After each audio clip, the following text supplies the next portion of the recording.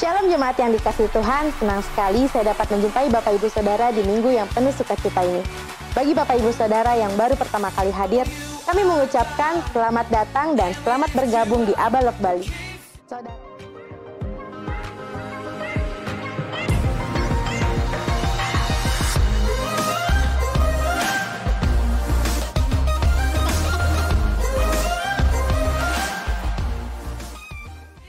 Saudaraku, berikut cuplikan ulang tahun spesial Abalok minggu lalu.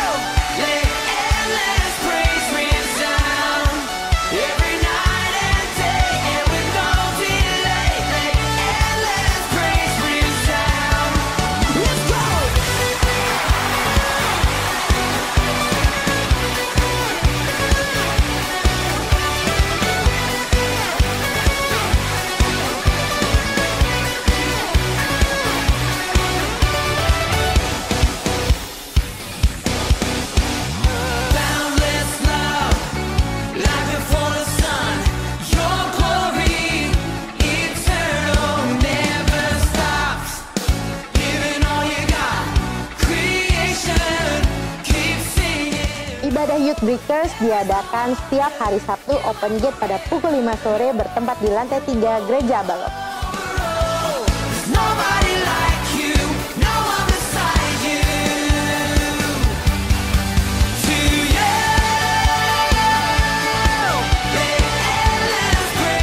Anak-anak Kega, ibadah Kega diadakan setiap hari Minggu pada pukul 9 pagi bertempat di lantai 2 Gereja Abalok.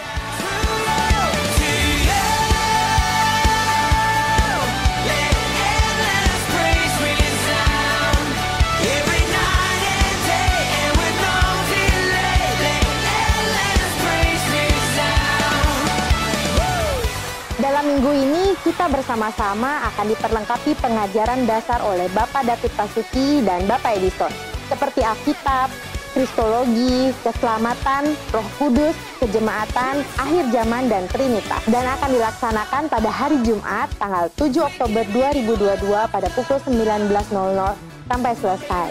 Pada hari Sabtu, tanggal 8 Oktober 2022 pada pukul 10.00 sampai selesai. Dan hari Minggu 9 Oktober 2022 pukul 9 pagi dalam ibadah. Semua equipping di atas dilaksanakan di Abalok Ministries Denpasar.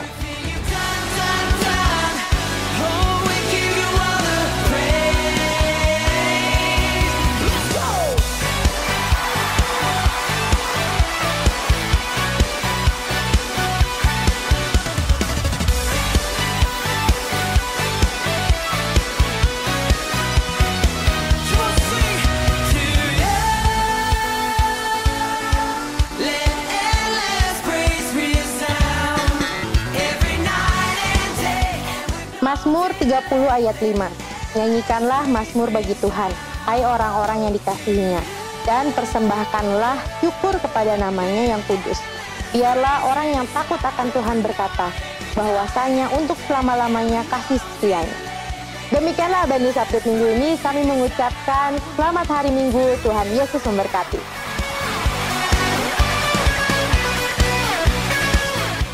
Selamat pagi Bapak Ibu yang dikasihi Tuhan. Apa kabar pagi ini? Kita dalam kondisi baik, sehat semuanya. Bapak Ibu dikasihi Tuhan. Tuhan kita adalah Tuhan yang luar biasa, memperhatikan kehidupan setiap kita. Kapan saja, di mana saja Tuhan menyertai anak-anaknya yang dikasihi, yaitu saudara dan saya. Dan Tuhan berkata, apabila kita memiliki beban berat dalam kehidupan setiap kita, karena saya mempercayai dan mengetahui kondisi yang sulit ini kita memikul beban. Dan beban itu percayalah, beban yang kita pikul tidak akan melebihi daripada kekuatan kita. Berarti beban yang kita pikul di pundak kita lebih berat atau lebih kuat kekuatan kita yang Tuhan kasihkan kepada setiap kita. Saudara yang kasih, percayalah, pertolongan saudara dan saya pasti dibantu oleh Tuhan, pasti dikuatkan oleh Tuhan, dan pasti pertolongan Allah ada dalam kehidupan setiap kita. Bapak Ibu yang dikasih Tuhan, tentunya sebelum kita lebih lanjut memperhatikan firman Tuhan, belajar bersama saat ini, mari kita sama-sama menghadap hadirat Tuhan dengan doa. Terima kasih Bapa di surga, kami anak-anak-Mu boleh datang di hadapan Allah pada saat ini. Kami mengucap syukur Tuhan untuk kemurahan Allah, untuk anugerah Allah yang Allah berikan kepada setiap kami. Karena kami pagi ini dalam kondisi baik, dalam kondisi sehat, saya percaya itulah anugerah Allah yang Allah berikan kepada kami. Dan saat ini Tuhan, kami bersama-sama akan mendengar firman-Mu. Tuhan, berbicara Engkau kepada kami Tuhan, supaya Engkau boleh membuka pikiran kami dan perasaan kami untuk menerima firman-Mu dan untuk mengerti akan firman dan rahasia daripada firman Allah kepada kami. Makasih Tuhan, urapi setiap kami tanpa kecuali dengan roh-Mu ya Tuhan. Makasih Bapa, doa kami pendek singkat, Engkau yang menyempurnakan. Dalam nama Yesus kami berdoa. Amin.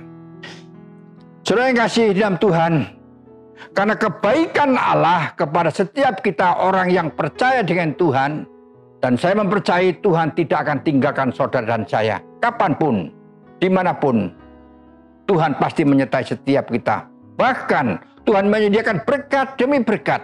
Apa yang menjadi kebutuhan dalam kehidupan setiap kita pribadi lepas pribadi, Tuhan sudah sediakan. Bukan belum disediakan, tetapi sudah disediakan. Yang menjadi pertanyaan, saudara yang kasih, adakah iman kepada janji Allah tersebut? Adakah iman dan pengharapan di dalam kehidupan setiap kita kepada Dia? Karena berkat itu belum nampak dalam kehidupan kita. Tetapi berkat itu akan nampak ada dalam kehidupan kita, dalam rumah tangga kita apabila kita memiliki iman percaya akan janji Tuhan yang iya dan amin itu Tuhan pasti genapi. Saudara yang kasih dalam Tuhan, dan hari ini renungan saat ini kami berikan judul atau tema menyerahkan pikiran dan perasaan. Mengapa kita harus menyerahkan pikiran dan perasaan kita, saudara yang kasih? Ya, dan itu sangat penting bagi kehidupan setiap kita. Ya, kalau saya boleh katakan, apakah pikiran itu?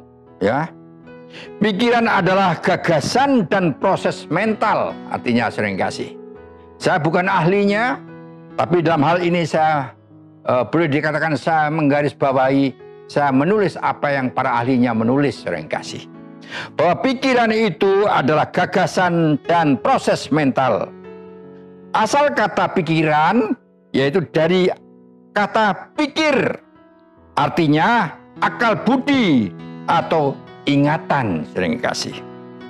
Sedangkan pikiran adalah hasil dari berpikir, ya. Pikiran adalah hasil dari berpikir, akal adalah kemampuan untuk memilih mana yang benar, yang salah, mana yang boleh, dan mana yang tidak boleh. Itulah, saudara yang kasih, arti daripada akal yang Tuhan sediakan di dalam kehidupan setiap kita. Dan akal itu ada di dalam hati saudara dan saya, saudara yang kasih. Dan kehidupan setiap kita, tentunya kita memiliki pikiran. Ya, saya percaya semua manusia yang ada di bumi ini memiliki pikiran. Nah, tentunya bagi orang yang percaya dengan Tuhan, pikiran inilah yang perlu kita serahkan kepada Tuhan. Dan mengapa pikiran kita serahkan kepada Tuhan? Supaya pikiran kita diatur oleh Tuhan, dikontrol oleh Tuhan, sehingga kita tidak memikir hal-hal yang buruk dan yang negatif, sering kasih. Tentunya yang kita pikirkan sesuai dengan doa dan harapan yang kita naikkan di hadapan Allah. Dan janji-janji Allah itu kita renungkan, kita pikirkan setiap saat, sering kasih. Supaya hal yang negatif tidak masuk dalam benak pikiran kita. Maka pikiran yang benar inilah yang harus kita serahkan kepada Tuhan, supaya Tuhan menolong kita, supaya Tuhan mengungkapkan segala perkara, supaya Tuhan membuka pikiran kita dengan baik, sering kasih. Karena ada firman Tuhan mengatakan, biarlah pikiran Kristus itu ada dalam pikiran kita, sering kasih. Dan pikiran kita dikuasai oleh pikiran Kristus, saudara yang kasih.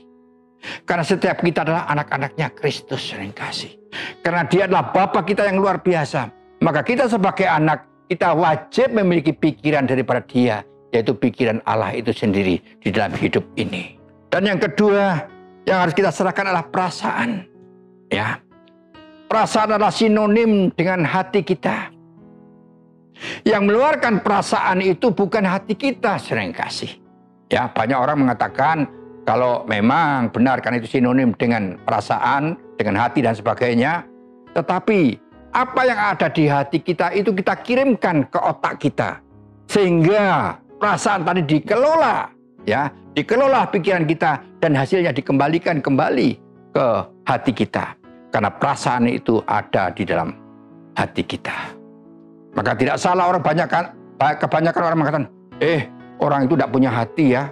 Melihat temannya seperti itu dia biarkan begitu saja. Itulah perasaan yang bicara, bukan pikiran, sering kasih. Perasaan berbicara dalam kehidupan setiap kita orang yang percaya dengan Tuhan. Jadi kehidupan setiap kita orang yang percaya dengan Tuhan, di mana kita boleh hidup dalam kerajaan Allah, pikiran kita, perasaan kita harus kita serahkan kepada Tuhan. Supaya Tuhan bongkar segala hal-hal pikiran yang buruk, pikiran yang terkutuk, pikiran yang diberkati Tuhan, itu diungkapkan. Suatu keperluan yang luar biasa dalam kehidupan kita. Yang menjadi pertanyaan, sudahkah kita menyerahkan atau menyerahkan pikiran dan perasaan kita kepada Tuhan? Sehingga Tuhan mengungkapkan, membuka, supaya kita boleh mengerti akan firman Tuhan. Kalau dalam kitab Injil Lukas 24, ayat yang ke-45 berkata demikian, sering kasih.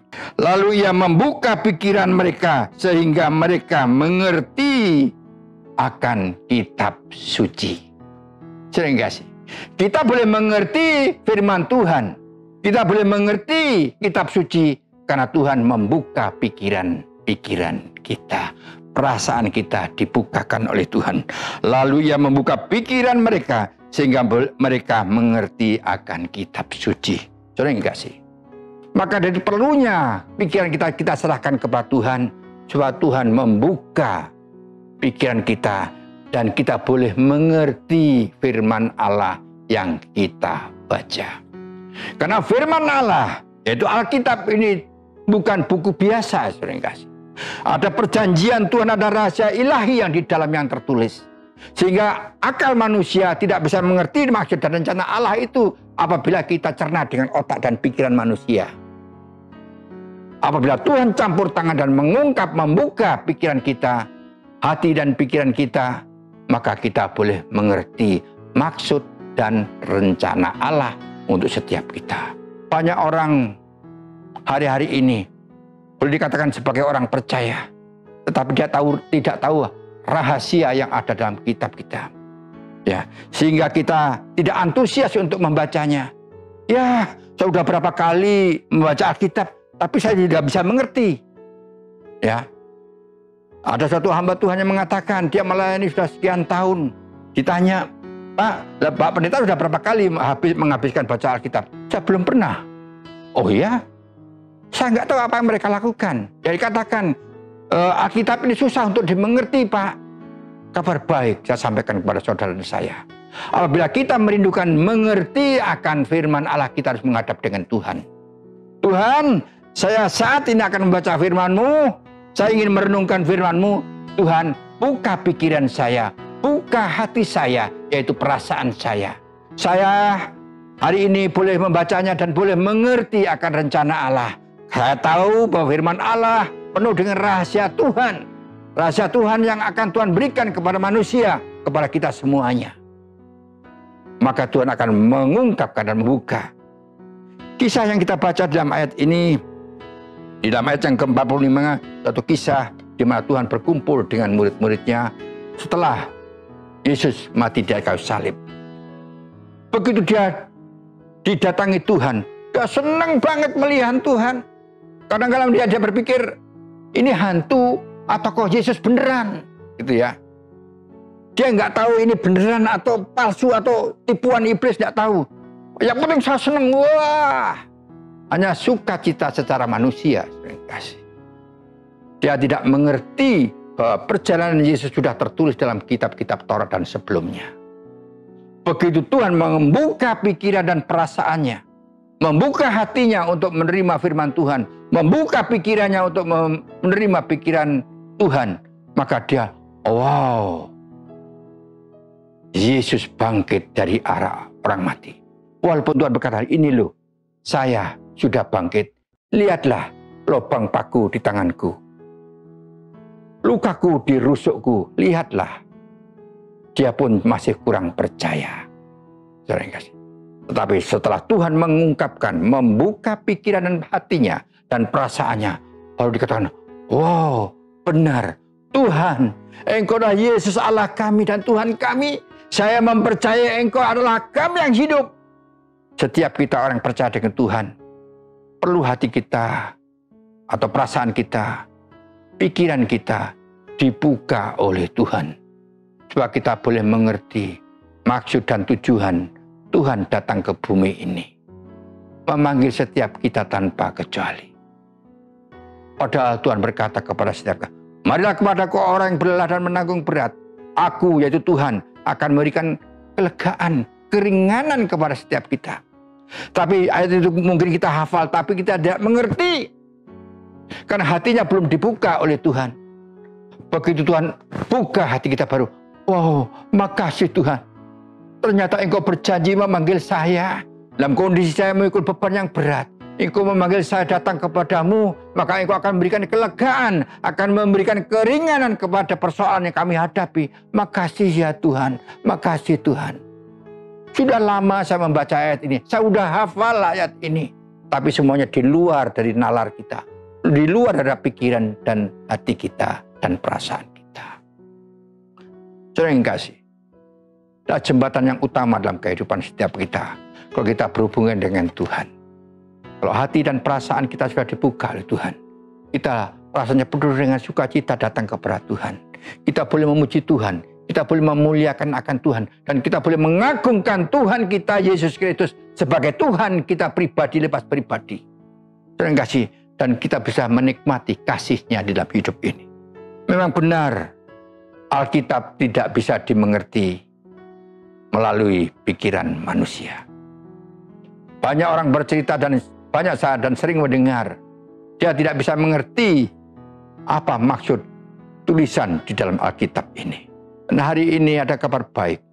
Kalau kita boleh mengerti atau ingin mengerti isi Alkitab, serahkanlah pikiran saudara, hati saudara. Minta Tuhan bukakan hati kami, bukakan pikiran kami untuk mengerti akan firman-Mu. Saya percaya banyak rahasia yang Tuhan akan ungkapkan buat saudara pribadi maupun keluarga dan orang lain. Karena banyak rahasia yang terungkap nanti apabila kita boleh menyerahkan diri kita. Kalau kita sudah menyerahkan perasaan kepada kita, perasaan adalah firasat atau perasaan hati yang diproses di otak, bukan di hati. Perasaan sinonim dengan hati. Contoh, ya, aduh, aku senang banget hari ini. Saya dapat berkat. Ya. Wah, hari ini aku sedih sekali. Ya. Saya mendengar kabar dari keluarga. Waduh, saya ikut sukacita. Perasaan kita ikut senang. Ya. Perasaan kita ikut senang. Kita mendengar dari telinga kita, diolah di benak pikiran kita dan dikirim ke perasaan kita. Dan kita, waduh, hatiku senang sekali. Bukan, aduh pikiranku senang hari ini, aduh luar biasa. Bukan, dadanya dipukul, hatiku senang sekali hari ini. Ada pertolongan Tuhan, ada berkat Tuhan. Doa saya dijawab oleh Tuhan, saya diperhatikan oleh Tuhan. Anakku sakit, saya berdoa, Tuhan jawab doa saya. Anak saya hari ini bisa lari ke sana kemari penuh dengan sukacita. Karena kasih-Nya dinyatakan kepada saya. Maka kita harus menyerahkan pikiran dan perasaan kita sepenuhnya hanya kepada Tuhan. Jangan izinkan roh-roh jahat mengganggu dalam benak pikiran kita. Karena hari-hari ini banyak iblis masuk dalam benak pikiran kita. Bukan hanya kita sebagai jemaat, maka termasuk orang yang percaya dengan Tuhan, artinya hamba-hamba Tuhan pun bisa dimasuki oleh iblis. Wah, Dia berpikir tentang gerejanya, kalau bisa fasilitas harus mewah, ini bla bla bla bla bla. Memikir gerejanya supaya gereja boleh terkenal dan gede dan macam-macam. Padahal ada hal yang utama yang harus ada dalam hati hamba Tuhan termasuk kita. Ada tugas dari Tuhan yang Tuhan percayakan kepada setiap kita. Kalau kita diberkati, berkat bukan untuk saya, tapi juga untuk orang lain. Berarti kita tidak berpikir untuk diri kita sendiri, tapi kita berpikir untuk sesama. Kalau Tuhan mengasihi jiwa kita, maka kita harus mengasihi jiwa orang lain. Supaya jiwa orang lain itu juga boleh mengenal akan Tuhan. Keselamatan yang Tuhan sediakan bukan hanya untuk kita dan kita dan kita. Untuk saya dan keluarga saya cukup. Tetapi ingat, saudara yang kasih, panggilan Tuhan kepada setiap kita siapapun, ya, yang menyebut dirinya orang percaya, orang yang takut Tuhan, orang yang dipakai Tuhan lah, atau yang mengatakan dirinya hamba Tuhan, tugas yang sama. Tugas dari Tuhan itu tentang jiwa-jiwa, karena jiwa-jiwa ada di hati daripada Tuhan. Tuhan mencintai setiap kita dan semua manusia yang di bumi ini dikasihi oleh Tuhan. Karena Tuhan tidak mau manusia di bumi ini celaka. Dan rela dia datang di bumi seperti manusia biasa. Dia boleh menyampaikan kabar baik kepada semua manusia. Dan siapapun yang percaya kepada dia tidak binasa. Tapi siapapun yang percaya kepada dia, yaitu Tuhan itu sendiri, maka dia akan beroleh hidup yang kekal selama-lamanya. Saudara yang kasih, mari pikiran kita isi. Yuk, jangan saya aja diselamatkan. Biarlah pikiran dan hati kita sama-sama dipenuhi oleh firman. Sebab panggilan Allah, rencana Allah ada dalam hati dan perasaan kita. Bahwa perasaan Allah itu juga harus ada dalam kehidupan setiap kita tanpa kecuali, saudara yang kasih. Di dalam kitab Roma, saudara yang kasih, Roma pasal yang pertama di ayat yang ke-21 berkata demikian. Sebab sekalipun mereka mengenal Allah, mereka tidak memuliakan Dia sebagai Allah atau mengucap syukur kepadanya. Sebaliknya, pikiran mereka menjadi sia-sia dan hati mereka yang bodoh menjadi gelap. Banyak orang mengatakan, saya kenal kepada Tuhan, saya kenal kepada Yesus, saya kenal kepada Dia, Sang Pencipta Juru Selamat. Tapi cukup dengan kata kenal. Dia tahu siapa itu Yesus. Dia tahu betul siapa itu Yesus. Yang jadi masalah, dia tidak percaya, dia tidak membuka pikirannya, tidak membuka hatinya, sehingga Allah itu sendiri atau Tuhan itu sendiri tidak masuk di dalam hati dan pikiran kita. Kalau dia sudah masuk dalam hati kita, maka hati kita akan dipenuhi oleh Dia. Sehingga sedikit-sedikit kita berpikir, oh, makasih Tuhan. Hidup saya diberkati Tuhan. Hari ini saya dituntun Tuhan. Semalam saya boleh tidur dengan nyenyak. Saya boleh ngorok. Menikmati tidur saya. Dijaga oleh Tuhan. Rumah tangga saya diberkati Tuhan. Ditungguin oleh Tuhan. Tidak ada masalah. Tidak ada orang yang hadir datang ke rumah saya. Mengganggu rumah tangga saya. Tuhan menjaga rumah tangga saya. Karena Dia mengasihi kita. Makasih ya Tuhan. Ada ucapan syukur yang dinaikkan setiap waktu kepada Tuhan. Makasih Tuhan. Penuhilah hidupku. Penuhilah pikiran hatiku. Dengan roh-Mu ya Tuhan. Dengan firman-Mu ya Tuhan. Ya. Sekali lagi. Sebab sekalipun mereka mengenal Allah. Mereka tidak memuliakan Allah. Tidak memuliakan Dia. Dan apabila Dia sudah masuk di dalam hidup kita. Kita sudah mengenal dengan baik. Siapakah itu? Dan Dia adalah Raja kita dan Tuhan kita. Maka kita harus memuliakan Dia. Kita harus meninggikan Dia. Dia sebagai Allah. Atau mengucap syukur kepadanya. Sebaliknya pikiran mereka jauh dari Tuhan. Dan pikiran mereka sia-sia. Jangan sampai itu terjadi dalam kehidupan kita.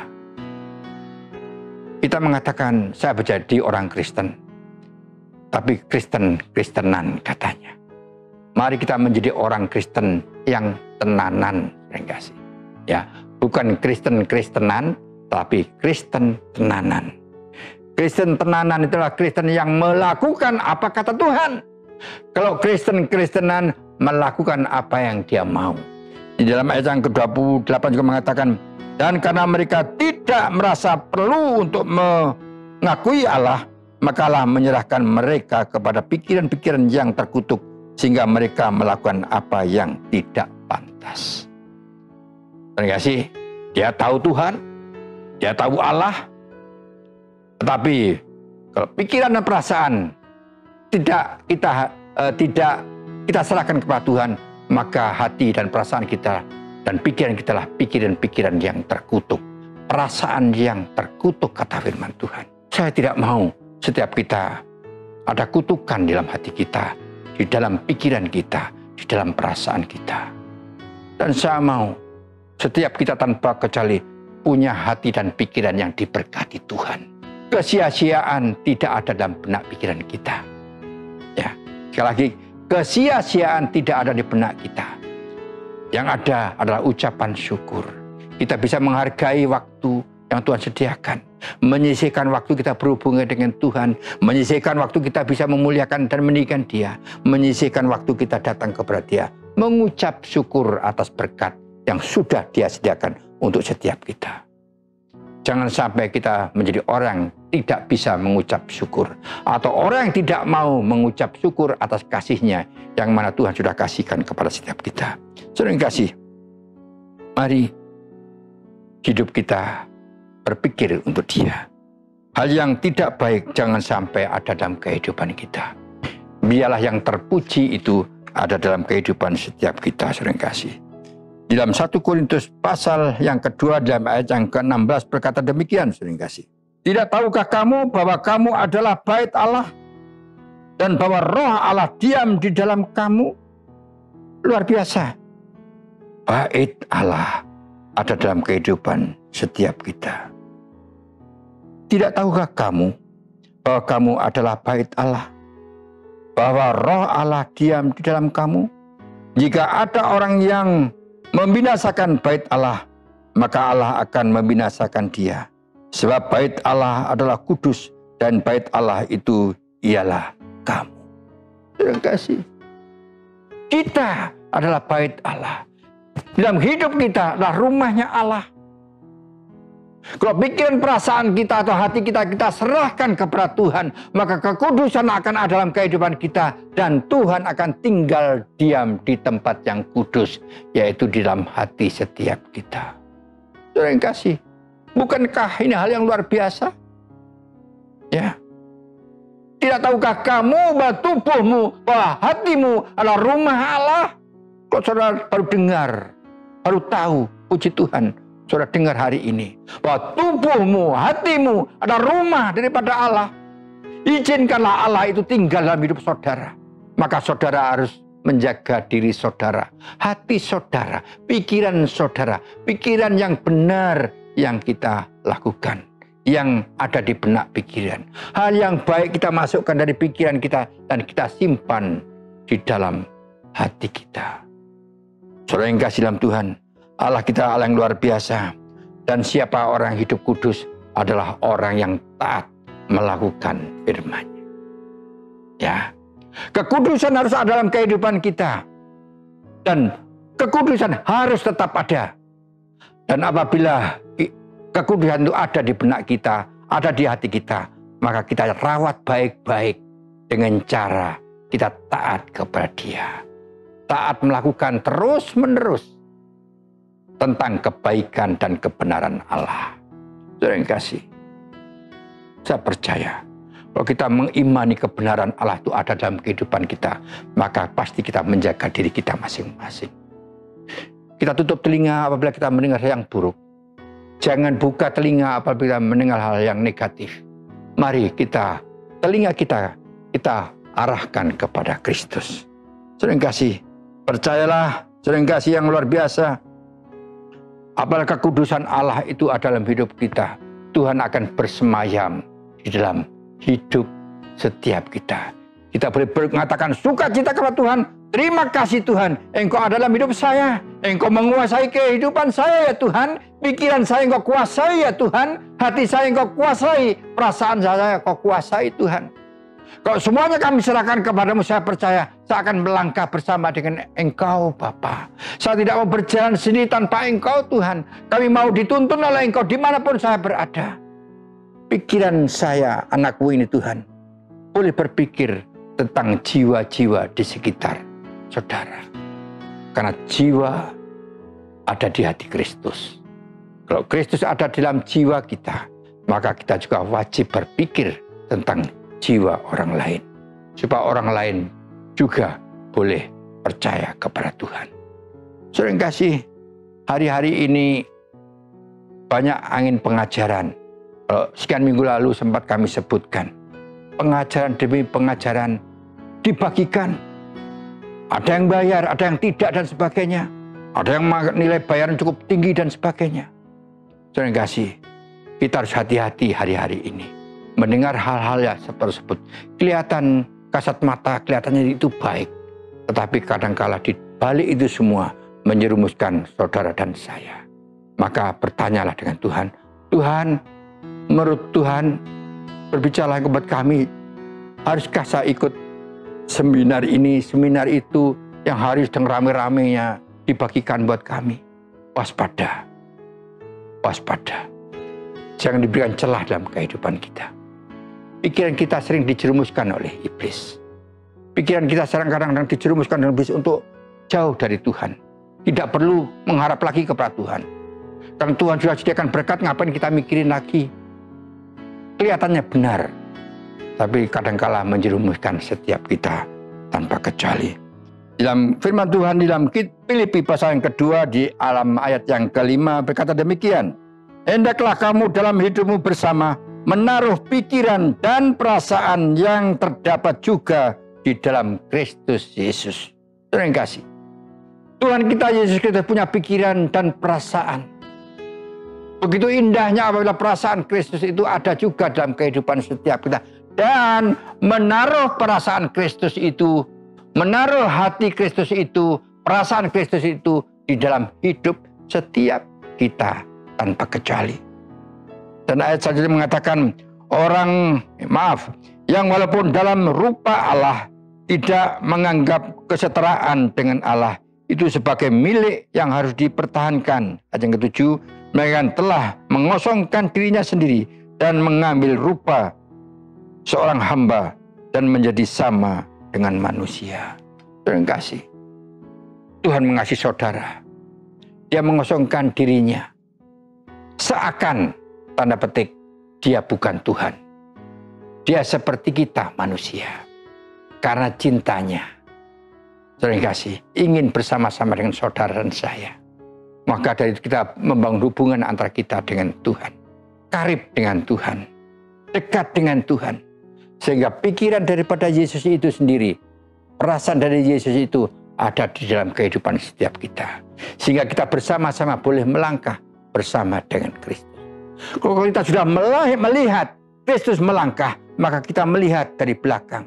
Oh begitu, setelah kita sudah melihat, kita akan berjalan seperti Yesus. Dan melakukan seperti Yesus. Tuhan begitu baik kepada setiap kita tanpa kecuali.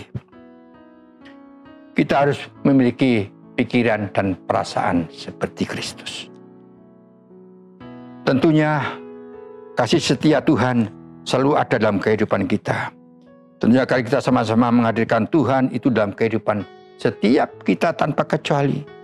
Dalam pasal yang keempat, ayat yang ketujuh berkata demikian, damai sejahtera Allah yang melampaui segala akal akan memelihara hati dan pikiranmu di dalam Kristus Yesus. Sekali lagi, damai sejahtera Allah yang melampaui segala akal akan memelihara hati dan pikiran di dalam Kristus Yesus. Saudara yang kasih, bukankah ini suatu anugerah Allah yang Allah sudah sediakan buat saudara dan saya? Kalau kita boleh menghadirkan Kristus Yesus itu dalam hidup setiap kita. Dan tinggal di dalam hati setiap kita tanpa kecuali, saudara yang kasih. Maka saudara dan saya akan melangkah bersama dengan Tuhan. Kehidupan kita ada di hati Tuhan. Apa yang ada di hati Tuhan ada di hati kita. Yang ada di hati Tuhan adalah jiwa-jiwa. Sehingga yang ada di hati kita orang mengaku percaya dengan Tuhan juga ada hati jiwa-jiwa, yaitu orang di sekitar saudara dan saya. Siapapun orangnya yang dipanggil oleh Tuhan untuk diselamatkan wajib memiliki hati yang penuh dengan jiwa-jiwa. Berdoa buat jiwa-jiwa, dipakai Tuhan untuk melangkah, memberikan kabar baik kepada mereka untuk menyelamatkan jiwa-jiwa. Berarti kita adalah contoh dari Tuhan itu, kita melakukan melangkah seperti Yesus. Menyampaikan kabar baik, kabar sukacita, bahwasanya siapapun manusia yang percaya kepada Tuhan, dia akan diselamatkan dan dia akan diberkati dan hidup bersama dengan penuh damai sejahtera di dalam Tuhan. Firman Tuhan hari ini kami berikan cerita pendek sering kasih.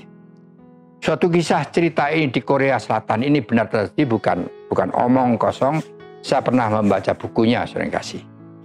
Ada seorang Korea yang namanya dikatakan Pastor Lee ya. Nah, Pastor Lee ini adalah orang yang luar biasa. Pastor suatu gereja yang tidak terlalu besar sering kasih. Tapi yang besar adalah hati dan pikirannya. Dia menikah, punya anak perempuan satu-satunya. Rupa-rupanya anaknya yang perempuan satu-satunya ini banyak hal penuh dengan sakit penyakit di dalam tubuhnya. Banyak kekurangan zat ini, zat itu, dan sebagainya. Sehingga Mr. Lee ini kerjaannya keluar masuk anak yang kekasih ke rumah sakit. Sebulan pulang, sebulan masuk rumah sakit, dan selanjutnya. Dan ya, tidak waktu yang singkat.